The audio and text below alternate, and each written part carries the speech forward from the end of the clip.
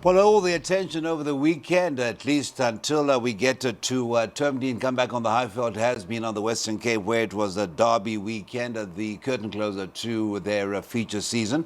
Well, it's a kind of an introduction and a real proper launcher to the feature season here on the Highveld, because we do some stars. We do see some stars from last year making their bows, and one in particular will be in those world famous silks of the Becks, and we're talking Lucky Lad. We're going to be starting our meeting at 12:15. It is the first of 9, and so we will be starting our bipod in race 2 at 12:50. Not the biggest of fields, but unlike Thursday, I do believe that one or two races may just at least provide their conundrums. And of course, just before we get into our preview, you can get in touch with us via our Twitter handle and also our WhatsApp number. Right, a man who's certainly been busy on the WhatsApp number is Mr. Daryl Marie. I've referred a few people to you with view to handicapping, etc., and I hope they have been keeping you up late. Let's hope you have enough energy to select a few winners for us. You are overdue your glorious tipping, and of course today could just be the way. Let's hope so, Cecil. I'll be the first to admit that I haven't been getting it right lately, but thankfully Darren has. Gone wide in the opening leg of the bipod, Cecil. By now we'll know the result of the first race. But one of the fillies at the bottom of the boards is number 6, Valieva. Yes. Now she only ran 3 lengths behind Simric, who's favourite in the first race. So I don't believe that was a bad debut whatsoever. Then you got number 7, Varvara. We all remember her half-sister, Cul's Crush. I think she won 4 or 5 races of 1,000 meters. Mr. Terry knows the family extremely well. Bred for a lot of speed is number 7, Varvara. Watch the betting. All the boys went to the Val for number 2, Gaelic Dancer last time out. Don't we remember? Yes.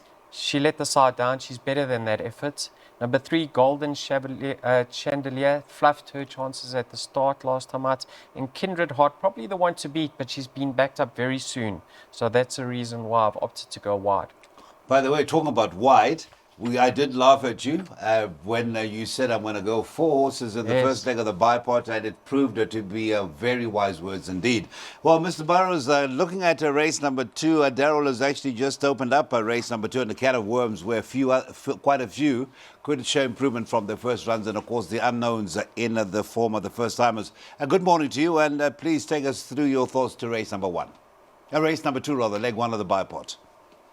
Good morning. I thought you got to include Kindred Heart, improved from first run to second run. I think the drop-in trip could be ideal. You've got Gaelic Dancer, showed plenty pace on debut, just didn't find extra. Golden Chandelier will be thereabouts. I also have respect for Valieva on that Pistol Pete run. Wasn't disgraced. She's 20-1. And then the first timers, number 7, Varvara. Lovely speedy pedigree will be there. And don't ignore Tipperary, a Lancaster bomber out of Red Door.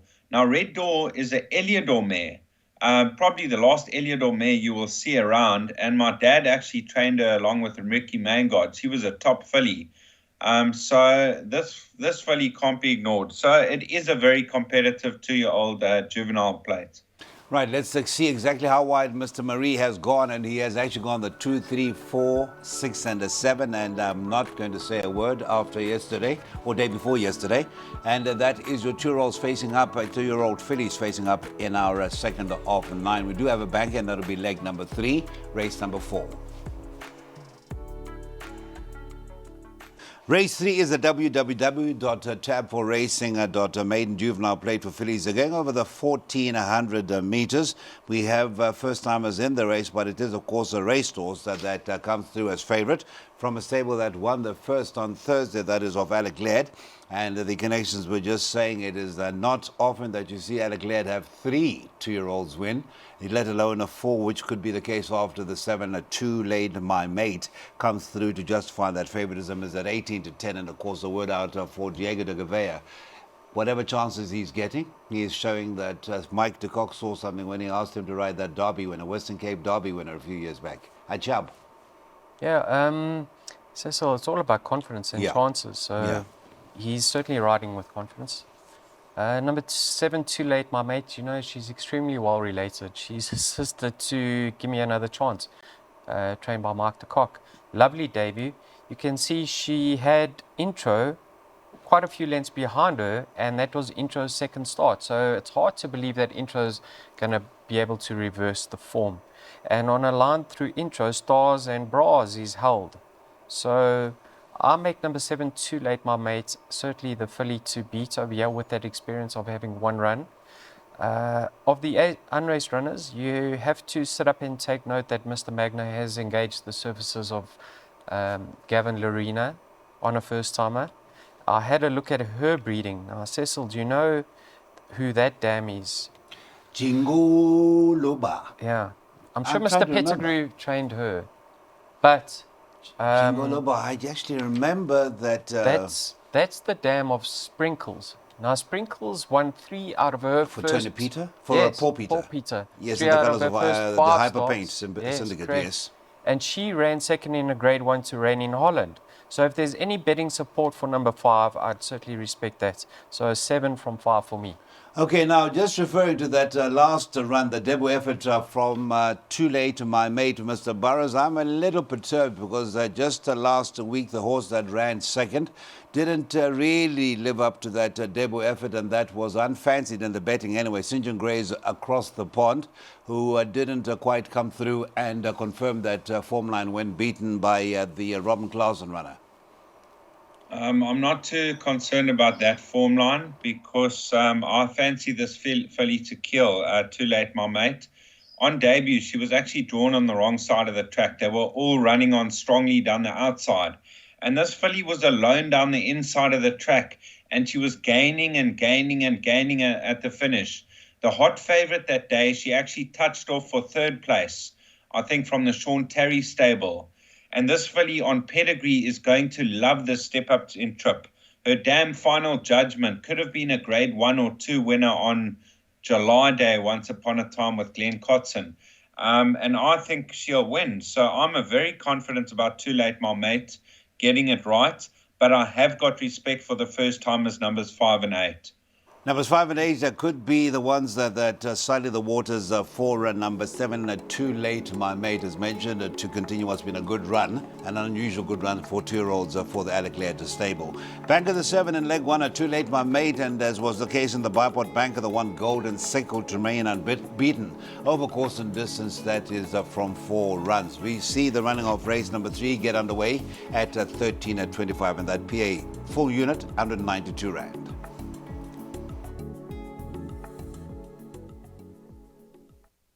Well, one of the highlights in recent times as far as sprints are concerned, it was listed features. There was a Grade 3 feature involved, if memory serves. No, it was the Sophomore, and then it was the listed Swallow, where we saw Tropper Veloce blaze a trail. And, of course, the penultimate run, there were valid excuses. They had to be reshot, I think, at the start, or bumped at the start, as Smanga.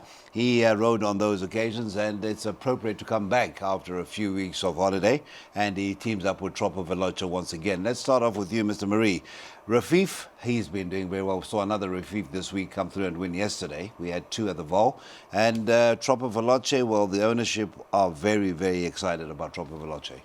Now, what a stallion he's turning out to be, Cecil. Sprinters, milers, Yes. they even go 10 furlongs. Yes.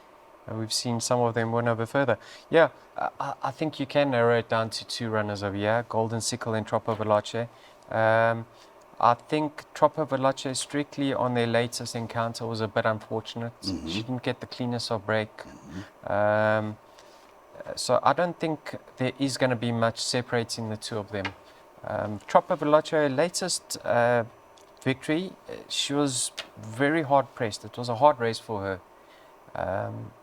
In saying that, she's probably going to come to the race a bit more racing fit than Golden Sickle. I don't want to separate the 2 of them. You can, Darren's got a stronger opinion than what I do have in this race. So I think that the best horse won on the day. I'm not splitting. Okay. Right, Mr. Burrows, he's thrown you under the bus as Mr. Marie, and I guess one of your arguments is that Tropper Veloce is back over the optimum trip of 1,000 meters, or is there something else to it? 1,000 meters is a trip, Cecil. I ignored her last time out. I didn't like her over 1160, and she proved me wrong, and her class carried her through. I was on, I think, Cullinan Blue that day, and this filly won a very, very good race. Now, her penultimate start, she was unlucky. She lost a shoe. She was starting to sweat up.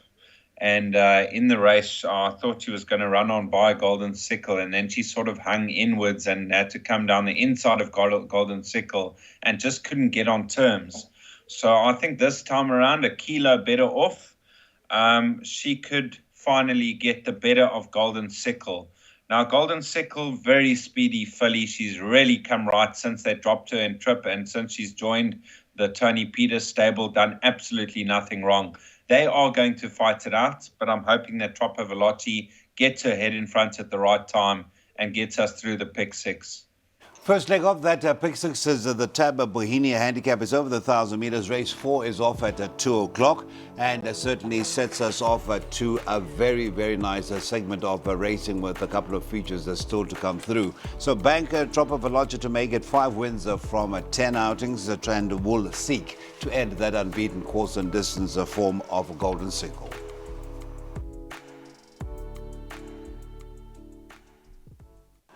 And again, for no particular reason, barring the fact that Darren will be giving us our exotic for race number 5, so I will round off with Darren. But starting with Darrell, I'm going to say this and I'm going to choose my words carefully.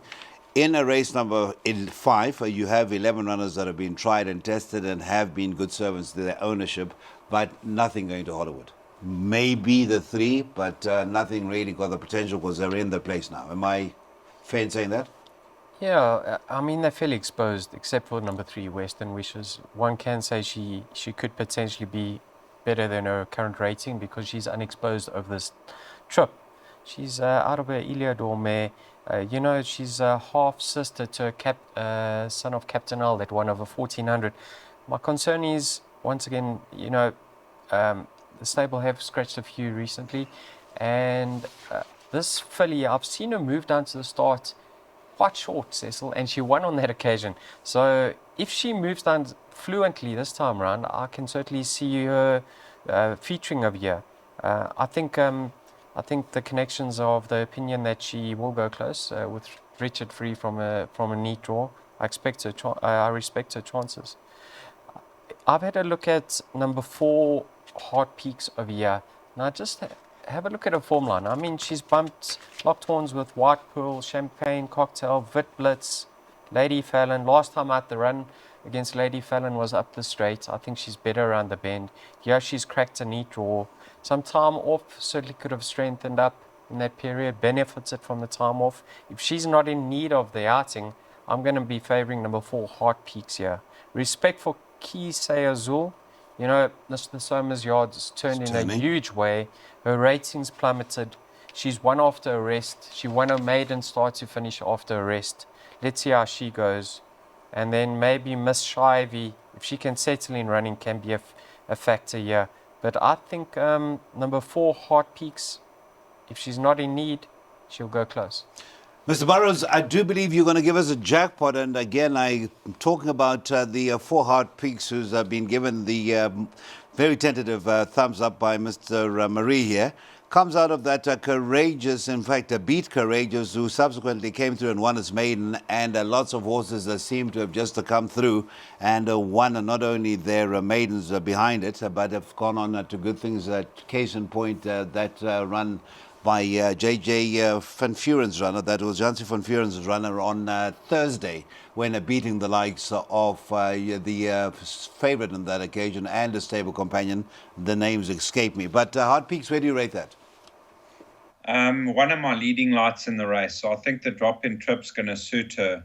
And from a 1 draw, she'll be given every chance. I actually made this race very tricky.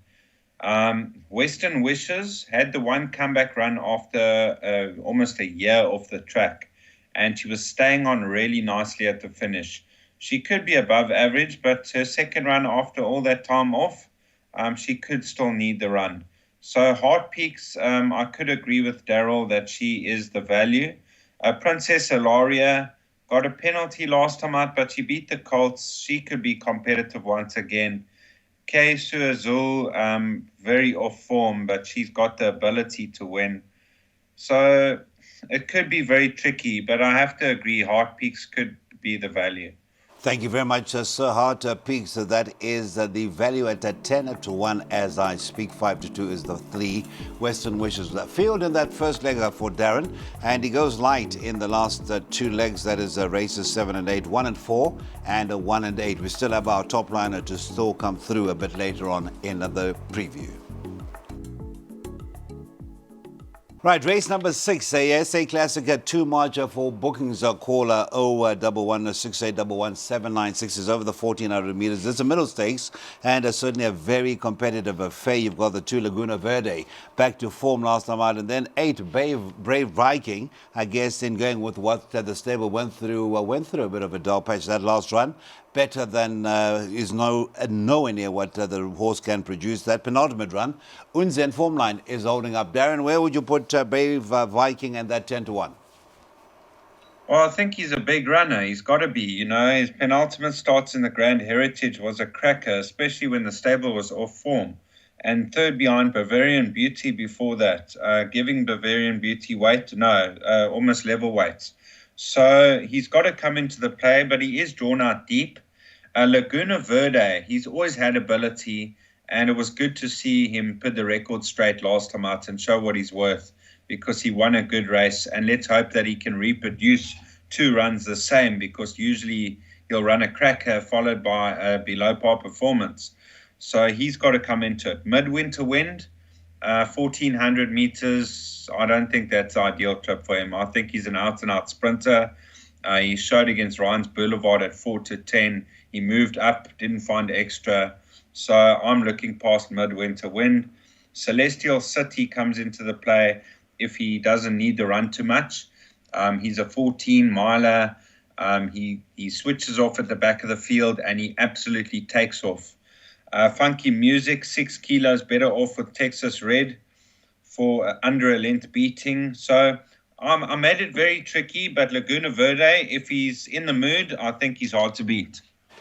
Once again, we'll be teaming up with Craig Zaki. We'll fight the tours, the Laguna Verde in the colors of Mr. David Shaw. But Mr. Marie, you've got a value swinger for us. First of all, give us a quick overview and then the numbers for that swinger. I know Texas Red has got his work cut out on a few form lines with the weight turnarounds. But Cecil, this horse, since they've settled him in running, given him a chance, he's been very impressive. He's been doing his best work late. So from stallgate number 4, he's going to be a bit closer to the pace this time around. And if he just reproduces his later start in that Pinnacle, he's going to go very close, because I thought he ran out of his skin. It was an eye-catching finish. He really caught my... it was in that race behind Unzen. You had the likes of Cousin Casey. And fresh off gelding was Dave the King. Dave the King. I know they weren't prepped for that race. Safe passage as well, although it didn't really come through in that feature last week. Yeah. It was packed with class. So he's in cracking form. So I respect him. My loony of a selection of year is number 4, Flashy Apache. Now, I know it's on the sharp side for him, but I enjoyed, I actually thought his comeback run was commendable. Last time out, it was a shocker. This horse isn't a 1400 meter horse, but he's got a 1 draw. He's yet to win over this distance, but Dennis gets on extremely well with the son of the Apache. I think he's 1 or 2 on him in the past. And he's an aggressive rider. He gets them into the race. This horse will show a much improved run. I don't know if he can quite win it, but watch him for the back end of trifectas and quartets. So 3 and 4 are the ones I boxed with Midwinter Wind, the obvious selection. But I'm going to be leaning towards Texas Red. Okay, so 3, 4, and 9, and that is the swinger to be confirmed, and that is for race number 6, and of course the Thai Zaki stable who saddled number 4, Flashy Apache. The last couple of meetings at Turffontein, they've had Prime Example come through to win, and then we had Lebethio come through and win yesterday, both with Mr. Ryan Manga aboard. 3, 4, 9, and race number 6, and that'll be off at 10 past 3. Be reminded you can use those numbers in your first leg of the second jackpot. Right, the big one on the afternoon, that is a race number 7, a last chance to get involved in a pick 3, and the name says it all. It is proudly sponsored by the sponsors of Weighted to Win Betway, who are always coming to the party here on the Highveld, and of course nationally and internationally. That branding is very clearly visible. It's a Betway National Currency Sprint. It's over the 1100 meters, a grade 3, and we start off with Mr. Marie. Well, if there was a 2-year-old that captured the imagination last year, and rightly so last year as in last season, was Lucky Lad. Of course, the last meeting of the season, it should so work out that things went totally wrong, but hopefully Sean has got on top of the problems and reunited with Richard Fourie for Sunday's grade 3. We should see Lucky Lad make an impressive and eye-catching debut. Yes, so I'm really keen to see him return to the tracks. You know, he's winning his penultimate start up the straight at Scottsville. The gold medallion was scintillating. There's no doubt that was his most impressive win to date. And then everything went pear-shaped around the bend over the mile. There's no doubt he's got the class to make a winning return. I don't think Mr. Terry will bring him to the course. And with the thought of him not doing himself justice. So he's not going to be primed, but he's going to do himself justice. He's going to run a cracker. You don't want to see a horse like this come back to the start, come back to the tracks and being 60 or 70% ready and running midfield. He doesn't deserve that. So he is my number 1 pick. I want to see him win again. And for that reason, I'm tipping him first. I do have respect for one other, a few others, but One Foul Swoop. Last time out, she wasn't well treated at the weights. I know she did pick up a penalty, but here's a filly that's got next to no weight to shoulder. She's very pacey in the early stages, and she is very, very fit. So if she's out there allowed to stride once again and breaks well, she is the one that Lucky Lad is going to have to fetch inside that final furlong. Respect for Cullinan Blue, but she likes to be given a chance and covered up. I've looked at the horses towards the outside. There isn't much pace unless Yasha goes towards the outside running rail. So I'm all in Lucky Lad's camp. One Foul Swoop, the biggest danger in my mind. Confidence, and the winners may not be flying from you, but certainly that was so well summed up, race number 7. And now, Mr. Burrows, before we get to your thoughts, because I do believe that you are in the pick 3 mood once again.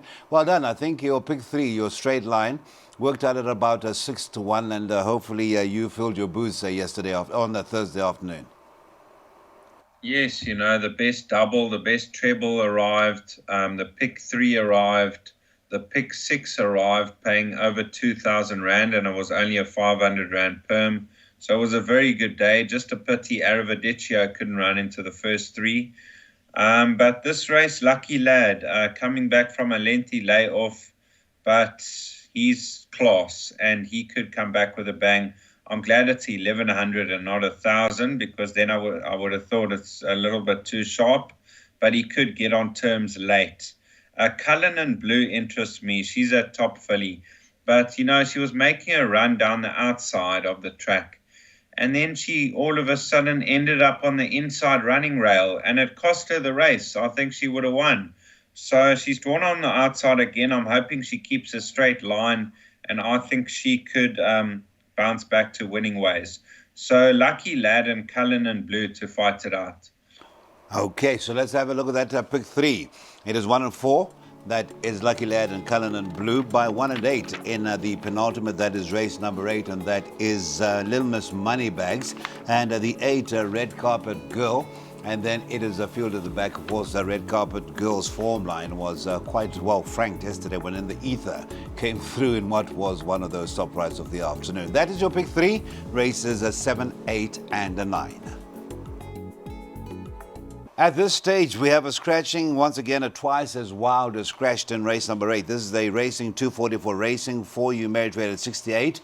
Another sprint event. This time it's 1160 now. A field reduced at 219 runners. Mr. Burrows, race number 8. Again, a trappy affair. When are we going to see Golden Aspen come back to its former glories? The stable on Thursday had intimated that they were coming back to form. They had a horse coming back, newly turned a 3-year-old Prophet, off a long break, run a decent fourth, and earlier on they had another one that also ran a decent fourth, defying the odds. Any chance for Golden Aspen? Definitely. I was going to include her, but then I saw the draw at 1 down the inside at Turffontein over 1160. It's about a length or two inferior, so I'm leaning towards the outside draws. Lilmus Moneybags. She was highly regarded early, and she's shown glimpses of a lot of ability, but she's not the most consistent. Sometimes she over races as well and does too much early. But if all goes according to plan, if she switches off and makes a run down the outside rail, I can see her running on by. Red Carpet Girl, she's got a handy galloping weight, also drawn hard up on the outside. Second to In the Ether last time out. That form line's been franked. I think she'll be competitive. So I'm only going 1 and 8 in the pick 6 and the pick 3. Thank you so much to Darren. That is his selection for race number 8. And certainly from a sentimental point of view, would love to see little Miss Moneybags come through and run a cracker. So, Mr. Marie, what is the final assessment of race number 8 for you? We're in different camps over here. I think this is a very difficult race, but my top 2 picks are the numbers 3 and 4. Golden Aspen. If you watch that later start, Cecil, she was desperately unlucky. She was traveling so well, turning for home. She got eased, and when Marco switched her to the outside, she absolutely took off. Marco gets extremely on extremely well with this mare. She's won over the course and distance before. I'm not too worried about the draw because he's going to give her a chance and angle her to the middle or outside. So respect for Golden Aspen. And then just have a look at Van Majel. What was the owner? That's exactly as he wants it pronounced. Okay. Have a look at his rating. He's a 69. I know this horse had every opportunity to win last time out, and he did just that. But there were a few equipment changes that assisted him. The blinkers, the tongue tie, first run up the straight. He may be better than a 69. And a horse that finished quite some distance behind him, close to 10 lengths, got touched off in their next start and action. So respect for Darren's runners over here, but my top 2 picks are 3 and 4.